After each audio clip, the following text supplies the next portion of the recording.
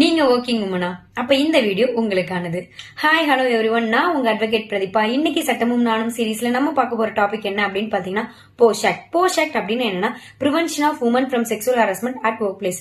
அதாவது பெண்கள் அவங்க வேலை பார்க்குற இடத்துல பாலியல் தொல்லைகள்ல இருந்து அவங்களை பாதுகாக்கிறதுக்காக கொண்டு வரப்பட்ட சட்டம் தான் இந்த போஷ் ஆக்ட். இந்த சட்டம் 2013 எடுத்துட்டு வராங்க. இந்த சட்டத்துல என்னெல்லாம் சொல்லியிருக்காங்க அப்படின்னு பார்த்தோம்னா, பெண்கள் அவங்க வேலை பார்க்குற இடத்துல அவங்களுக்கு அசௌகரியத்தை கொடுக்கிற சொற்கள், செயல்கள், செய்கைகள் கூட செக்ஷுவல் ஹராஸ்மெண்டா கன்சிடர் பண்ணப்படும் அப்படின்னு இந்த சட்டம் சொல்லியிருக்காங்க. இந்த சட்டத்துல முக்கியமான விஷயமா ஐசிசி அப்படின்ற ஒரு விஷயத்தை பத்தி சொல்லியிருக்காங்க.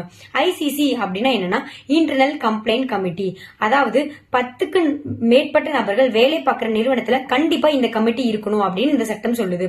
ஒரு நிறுவனத்துல வேலை பார்க்கிற பெண்ணுக்கு ஏதேனும் பாலியல் தொல்லைகள் ஏற்பட்டா அந்த பெண் இந்த கமிட்டியில கம்ப்ளைண்ட் ரெஜிஸ்டர் பண்ணலாம். இந்த கமிட்டி அதுக்கு அகைன்ஸ்டான ஆக்ஷன்ஸை எடுக்கும் அப்படின்னு சொல்றாங்க.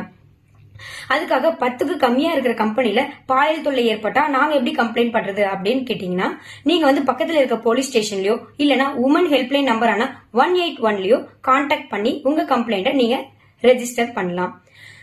உங்களுக்கு தெரிஞ்ச ஒர்க்கிங் உமன்ஸ்க்கு இந்த வீடியோஸை ஷேர் பண்ணுங்க. For more videos follow me.